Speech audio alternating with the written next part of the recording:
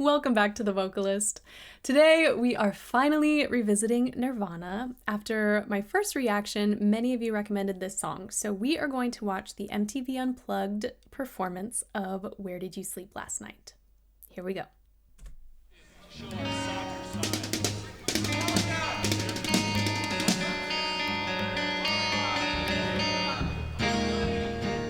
Fuck you all, this is the last song of the evening. What is it? This was written by What? my favorite performer. Our favorite performer, isn't it? All of ours? You like him the best? Oh, and there's a donation basket for Kurt wants to buy Leadbelly's guitar. Oh yeah, this guy representing the Leadbelly estate wants to sell me Leadbelly's guitar for $500,000. They're passing a basket if anybody. Yeah. I even asked David Geffen personally if he'd buy it for me. He wouldn't do it. Okay.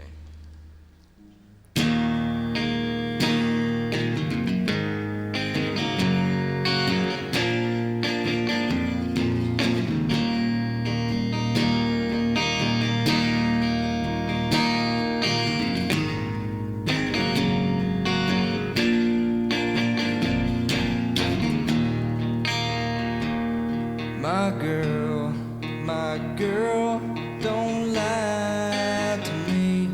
Tell me, when did you sleep last night? In the pines, where the sun don't ever shine, I would shiver the whole night through. Girl, my girl, where will you go? I'm going where the cold wind blows. In the pines, where the sun don't ever shine, I would shiver the whole night through. Her husband was a hard-working man, just about a mile from here. His head was found in a driving wheel, but his body never was found.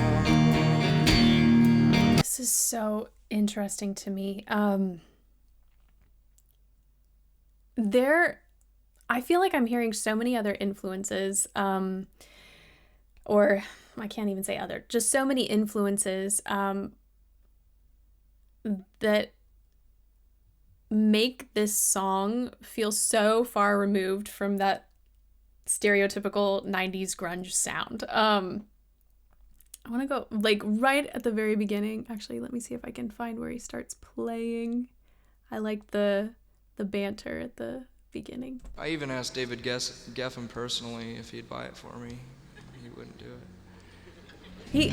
His speaking voice, he has a lot of fry, and it's a very relaxed approach. I'm not hearing a lifted soft palate or anything like that. So it sounds that when he starts singing, he's just pushing a lot of air through that same positioning as opposed to creating more space. So it's got this really, there's a lot of texture in it, but we'll stop and start because there's a few things I wanted to point out. Okay.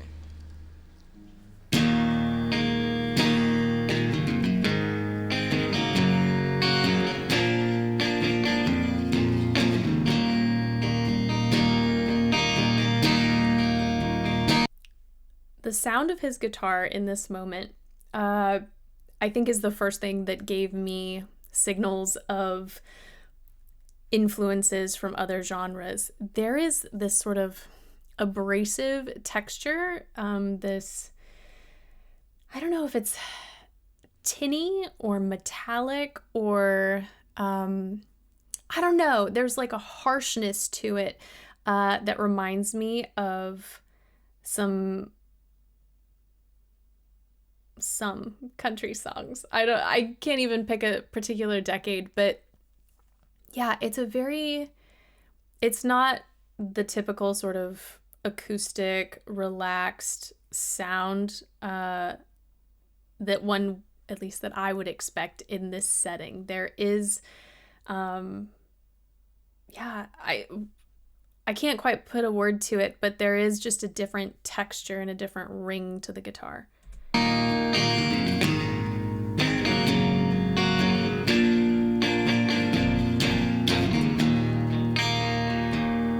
My girl, don't lie to me.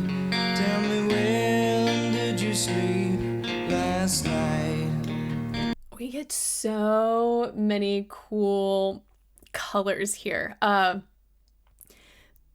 Again, similar posturing to when he's speaking, but he really sings into those R colored vowels like girl. And then at the very end there's so much sliding around happening. Tell me, when did you sleep last night? It's almost like, when did you sleep last night? Like, there's so much lilt in his pronunciation here, and I love it. In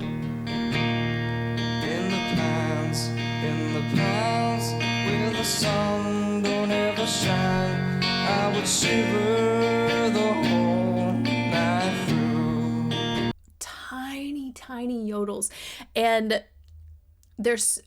I believe they're super deliberate, because this is low enough in his range that he does not need a ton of engagement from the CT muscle. So for him to flip into that feels very intentional here.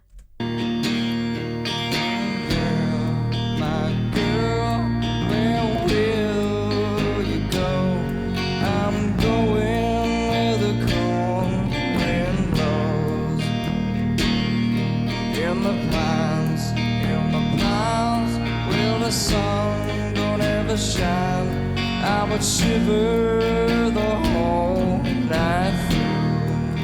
On Shiver, I feel like there was a little opening, and we got a little more space, a little more sound, and it was a very round sound comparatively.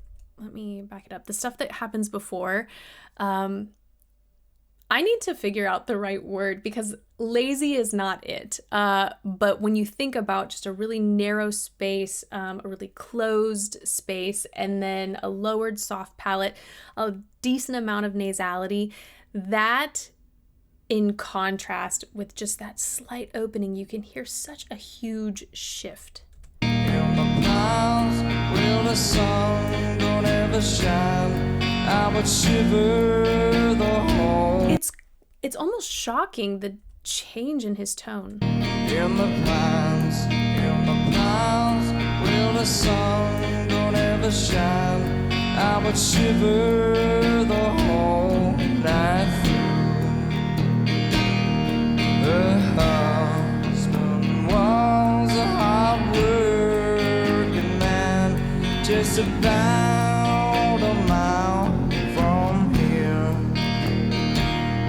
His head was found in a driving wheel, but his body never was found. My girl, don't lie to me. Tell me, where did you sleep last night? In the pines, where the sun don't ever shine, I would shiver the whole night through. There are a couple of moments you can see his jaw move to the side. Sun was one of them right now when he said through. There was a moment earlier as well, and I'm trying to figure out why. I just want to play it again. Tell me, where did you sleep last night? In the pines, where the sun don't ever shine, I would shiver the whole night through. A lot of this can be involuntary, But I'm always of the opinion that even those involuntary movements, they came about because of something the singer at some point was trying to achieve, and then perhaps they just become habit. I think I could spend way too much time theorizing, so I'm just gonna keep going, but it's cool to see. We'll leave it at that.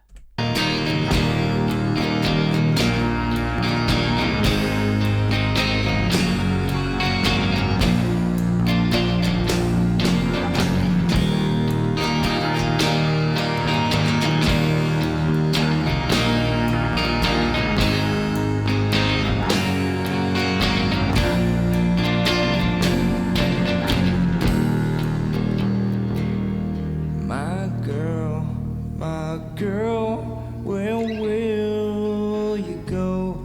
I'm going where the cold wind blows. I'm just gonna back this up. I love that we didn't even get a proper pitch. My girl, where will you go? I'm going where the cold wind blows. In the pines, where the sun don't ever shine, I will shiver the whole night through. My girl, don't lie to me. Tell me, where did you sleep last night? In the pines,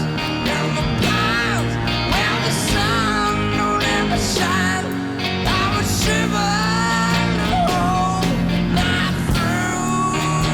Oh my gosh, I have so many goosebumps. I was not ready for that.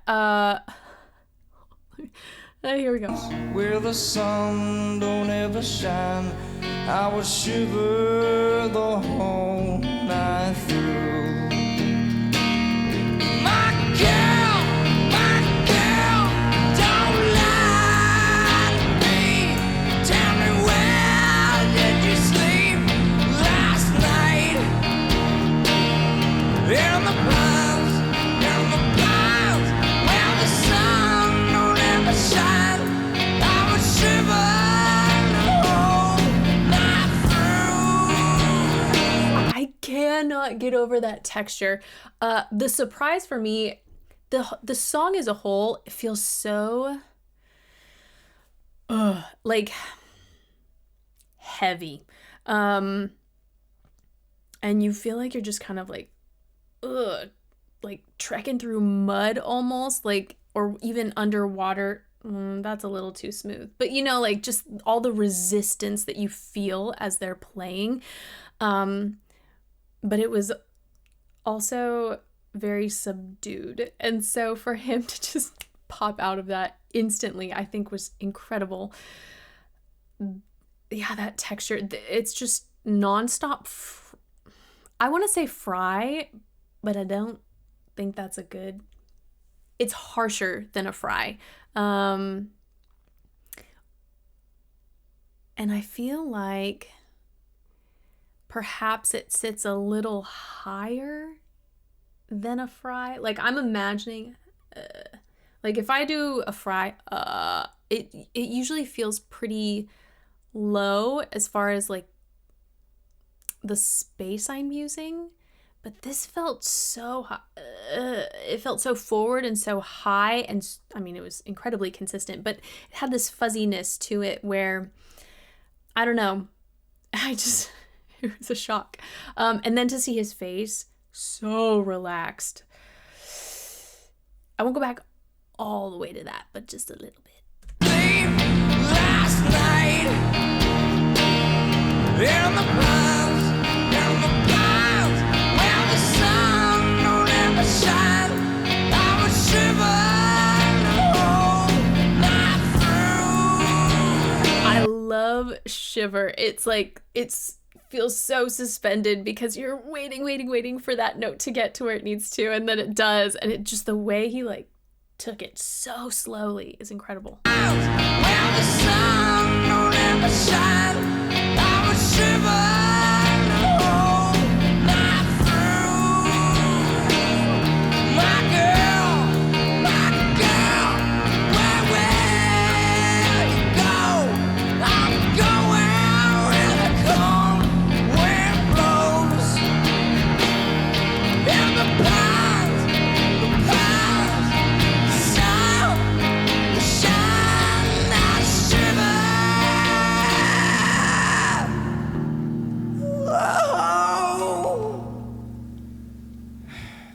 Not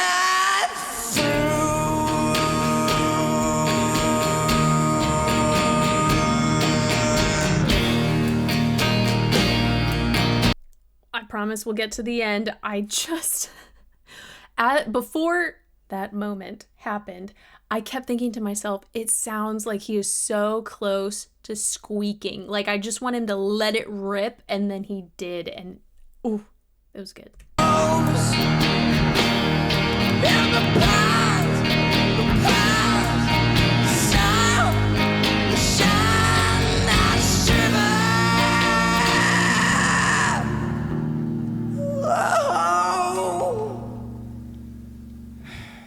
Not